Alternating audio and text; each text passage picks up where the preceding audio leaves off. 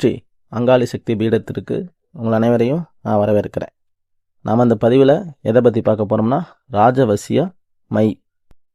இந்த ராஜவசியங்கிறது உங்கள் அனைவருக்கும் தெரியும். அதாவது இந்த முறை நம்ம பயன்படுத்தும் போது நாம் பார்க்குற அனைத்து மக்களும் நமக்கு ராஜ மரியாதை கொடுப்பாங்கங்கிறது உண்மை. இந்த முறையை யார் யார் பயன்படுத்தலாம் அப்படின்னா அனைவரும் பயன்படுத்தலாம். வேலைக்கு போகிறவங்க, வேலையில் இருக்கிறவங்க, ஆஃபீஸில் இருக்கிறவங்க, அரசியல்வாதிகள், ரியல் எஸ்டேட்னு சொல்லிட்டு அனைவரும் பயன்படுத்தலாம். இது என்ன பண்ணும் அப்படின்னா நீங்கள் இப்போ ஒரு சில பேர்த்துக்கு யாரும் உங்களை அந்தளவுக்கு மரியாதை கொடுக்க மாட்டாங்க. இல்லை அப்படின்னா புதுசாக ஒரு இடத்துக்கு நீங்கள் வேலைக்கு போயிருப்பீங்க. அங்கே பழைய ஆளுங்க நல்லா அவங்களுக்குள்ள நல்லா பேசிக்குவாங்க. உங்களை தனிமைப்படுத்துவாங்க, ஒதுக்குவாங்க, உங்களை மதிக்க மாட்டாங்க. இல்லைன்னா அது டீமில் உங்களை சேர்த்துக்க மாட்டாங்க. சேர்த்துக்கிட்டாலுமே உங்களை அடிமை போல் பயன்படுத்துறது, முக்கியமான விஷயத்தில் உங்கள்கிட்ட மறைக்கிறது, இது போல் நிறைய விஷயம் சொல்லலாம். இப்போ சொந்தத்துக்குள்ளேயே பார்த்தீங்கன்னா சொந்தக்காரங்களை மதிக்காமல் இருக்கிறது. சில பேருக்கு சொந்தத்துக்குள்ளே பணம் காசு நல்ல மரியாதை இருக்கும், அவனை மதிப்பாங்க. நம்ம அவங்களோட அண்ணன் தம்பியாக இருந்திருப்போம், இல்லை அக்கா தங்கச்சியாக இருந்திருப்போம், நம்மளை மதிக்க மாட்டாங்க. பணம் காசு தான் முக்கியம் நினச்சிக்கிட்டு அவங்களுக்கு மரியாதை கொடுப்பாங்க. தப்பு பண்ணால் கூட அவனுக்கு மரியாதை கொடுப்பாங்க. நம்ம உண்மையாக இருந்தாலும் நமக்கு மரியாதை கொடுக்க மாட்டாங்க. யாருமே மதிக்காமல் இருக்கிறது. இல்லை அது இல்லாமல் நம்ம எந்த விஷயமே வெளியே போனால் அந்த வேலை தடைப்பட்டு போய் நிற்கிறது, அதாவது காரிய தடைன்னு சொல்லுவாங்க. அதுபோல் உங்களுக்கு காரிய தடையாகிறது. கையெழுத்து கேட்டாலுமே யாருமே கையெழுத்து ஒரு வேலை விஷயமா சின்னதாக ஏதாச்சும் கவர்மெண்ட் ஆஃபீஸ்க்கு போகிறீங்க, ஏதாச்சும் முக்கியமான கையெழுத்து தேவைப்படுதுன்னா உங்களுக்கு கையெழுத்து போடாமல் இருக்கிறது, அலைக்கழிக்கிறது, இது போல் நிறைய சொல்லலாம். சரிங்களா? பண வரவு தடைப்பட்டு போகிறது, இது எல்லாத்துக்குமே இந்த ராஜவசிய முறைங்கிறது நல்ல அருமையாக கை கொடுக்கும். காரணம் என்ன அப்படின்னா இது பழங்காலத்து முறை. சரிங்களா? இது முழுக்க பழங்காலத்து முறை. இன்னமும் எல்லாமே பயன்படுத்திக்கிட்டு கை மேலே பலன் கொடுத்துக்கிட்டு அனுபவிச்சுக்கிட்டு தான் இருக்கிறாங்க. அப்படிப்பட்ட ராஜவசியத்தை மைமுறையை நான் எளிய முறையில் உங்களுக்கு நான் கொடுத்துருக்குறேன். சரிங்களா? எளிய முறையில் நீங்களே எப்படி செஞ்சுக்கிறது, அது சைவ முறையில் ரொம்ப சக்தி வாய்ந்ததாக செஞ்சுக்கிறது எப்படிங்கிறத நம்ம பார்ப்போம். இதுக்கு தேவையான பொருள்னு பார்த்துக்கிட்டா ஆலமரத்து புல்லுருவி, அரச மரத்து புல்லுருவி, வெள்ளெருக்க வேறு, பச்சை குன்றிமணி, இதை எல்லாத்தையுமே முறைப்படி காப்பு கட்டி சாப நிவர்த்தி போக்கி எடுத்துக்குங்க. பௌர்ணமி நாளில் பிரம்ம முகூர்த்த வேலையில் நீங்கள் என்ன பண்ணுறீங்கன்னா இதை ஒரு கல்வத்தில் போட்டு நல்லா இடிங்க. சரிங்களா? நல்லா இடித்ததுக்கு அப்புறமேட்டு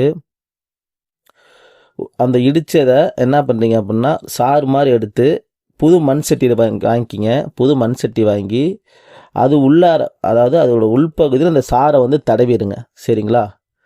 தடவிட்டு ஒரு நெய் தீபம் ஒன்று ஏற்றி அதற்கு மேலே இந்த சட்டியை கவுத்து வச்சுடுங்க. கவுத்து வச்சுட்டு லைட்டாக ஏதாச்சும் ஒரு சைடு காற்று உள்ளார போயிட்டு வெளியே வர மாதிரி ஒரு கல்லை மாதிரி அந்த சட்டி கடியில் வச்சுருங்க.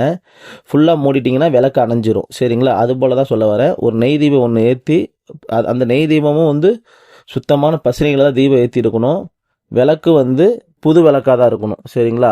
விளக்கு புது விளக்காக தான் இருக்கணும். இப்போ என்ன பண்ணுங்க, அந்த சாரை தடவிட்டு அந்த நெய் தீபம் மேலே கமுத்துட்டு சைடில் காற்று போயிட்டு வர மாதிரி சின்னதாக கேப் வச்சுக்கோங்க. ஒரு கல் வச்சு கேப் வச்சுக்கோங்க.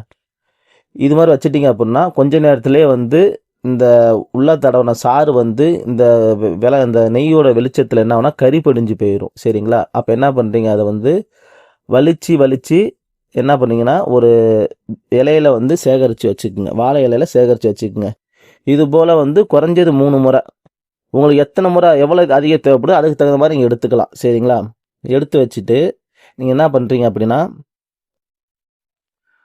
அவல் பொறி போட்டுக்கல்ல. சரிங்களா? இதை வச்சு அந்த மையை அந்த எடுத்து கருக்குன மையை என்ன பண்ணுறீங்க அப்படின்னா மறுபடியும் கல்வத்தில் போட்டு சுத்தமான அத்தர், புணுகு, சவ்வாது, கோரோசனை, குங்குமப்பூ, பசும் பால், சுத்தமான தேன், இதெல்லாம் கொஞ்சமாக விட்டு மை பக்குவத்துக்கு நல்லா அரைங்க. சரிங்களா? நான் சொன்ன பொருள் எல்லாமே சேர்த்துட்டு நல்லா கல்வத்தில் போட்டு நல்லா மை பக்குவத்துக்கு நல்லா அரைங்க. சரிங்களா? அரைச்சி முடித்ததுக்கு அப்புறமேட்டு உங்களுக்கே தெரியும், கல்வத்தை நம்ம அரைக்கும் போது மறுபடி காவு கொடுத்துருக்கணும் கல்வத்துக்கு. சரிங்களா? மறுபடி சின்னதாக ஒரு பொறிப்பொட்டுகளில் வச்சு சுட சமாளம் காமிச்சு ஒரு எலுமிச்சை பழுவி கொடுத்ததுக்கு அப்புறமேட்டு தான் நீங்கள் மையை அரைக்கணும். சரிங்களா? இப்போ என்ன பண்ணிங்கன்னா அரைச்ச மையை தாமரை இலையில் வலித்து ஒரு செப்புடு பால் எடுத்து வச்சுக்கோங்க. சரிங்களா? தாமரை இலையில் வலித்து ஒரு செப்புடு பால் எடுத்து வச்சுக்கோங்க. இப்போ செப்புடு என்ன பண்ணுறீங்க அப்படின்னா, பூஜை அறையில் ஒரு வாழை இலை மட்டும் நீங்கள் விரிக்கிறீங்க. ஒரு வாழை இலை விரித்து சும்மா சின்னதாக சிம்பிளாக பொறி பொட்டுகள் அவுள் 2 பழங்கள் வச்சு ஒரு படையல் வைக்கிறீங்க. படையல் வச்சுட்டு எல்லாம் தெரிஞ்சுக்குங்க, விநாயகர் பெருமானையும் குலதெய்வத்தையும் அஞ்சனா தேவியையும் இஷ்ட தெய்வத்தையும் மனசார வேண்டி வணங்குங்க. வணங்கினதுக்கு அப்புறமேட்டு நான் கொடுக்குற மந்திரத்தை சரிங்களா, வெறும் 10,008 உரு மட்டும் கொடுங்க. அதாவது நீங்கள் மைய பார்த்த மாதிரியே பொறுமையாக உரு கொடுக்கணும் சரிங்களா. உரு கொடுத்ததுக்கு அப்புறமேட்டு இந்த மை டப்பா என்ன பண்ணுறீங்க அப்படின்னா, உங்கள் அருகில் உள்ள சரிங்களா அரச மரத்துக்கு அடியில் இல்லை விநாயகர் கோயிலில் போய் புதைச்சிருங்க. அரச மரத்துக்கு அடியில் இருக்கிற விநாயகர் கோயிலில் போய் புதைச்சிருங்க. அப்படி புதைக்க முடியலையா, விநாயகருக்கு பின்னாடியோ இல்லை மரத்துக்கு உள்ளார எங்கேயோ சொறி வச்சுருங்க சரிங்களா. வச்சுட்டு 3 நாள் கழித்து அந்த மையை போய் நீங்கள் எடுக்கிற மாதிரி இருக்கும். நீங்கள் மொதல் நாள் போகிறப்பே நீங்கள் விநாயகருக்கு என்ன பண்ணியிருக்கணும் அப்படின்னா, ஒரு பொறி பொட்டுக்களை வச்சு 11 ரூபா காணிக்க வச்சு நீங்கள் சாமி கும்பிட்டுருக்கணும். அதே போல் தான் அந்த மை டப்பா எடுக்கிறப்பையும் சரி, நீங்கள் பொறி பொட்டுக்களில் வச்சு சூட சாம்பார் காமிச்சு 11 ரூபா காணிக்க வச்சுருக்கணும் சரிங்களா. 3 நாளுமே நீங்கள் பண்ணதுக்கு அப்புறமேட்டு தான் அந்த மையை நீங்கள் எடுக்கணும். இப்போ மை என்ன ஆகும்னா நல்லா உயிர் ஏறிடும், உரு ஏறிடும், உயிர் பெற்றும். இப்போ நீங்கள் என்ன பண்ணுறீங்கன்னா, தினைக்கும் வெளியே எங்கே போகிறீங்களோ, ஆஃபீஸ்க்கு போனாலும் சரி, இல்லை வேலை பார்க்குற இடத்துக்கு போனாலும் சரி, இல்லை வேறு தேவையான முக்கியமான விஷயத்துக்கு போனாலும் சரி, இந்த மையை நீங்கள் வச்சுக்கிட்டீங்க அப்படின்னா உங்களுக்கு ராஜவசியம் ஆறும் சரிங்களா. ராஜவசியம் அருமையாக ஆறும். உங்களை யார் பார்க்குறாங்களோ எல்லாமே உங்களுக்கு பிடிச்சி போயிடும். உங்களுக்கு மரியாதை கொடுப்பாங்க, வாங்கன்னு கூப்பிட்டு மரியாதை கொடுத்து பேசுவாங்க. நீங்கள் அங்கே நிற்க உங்கள் மேலே அவங்க மரியாதை அதிகமாக கொடுப்பாங்க. இது மூலமாக நீங்கள் எந்த ஒரு விஷயத்தையும் நியாயமான விஷயத்தை சாதிச்சுக்கலாம். இதை வச்சு நீங்கள் முழுக்க கெட்ட விஷயத்தை பயன்படுத்த முடியவே முடியாது. நல்லா தெரிஞ்சுக்குங்க, இந்த விஷயத்தை வச்சு முழுக்க கெட்டது கிடையாது.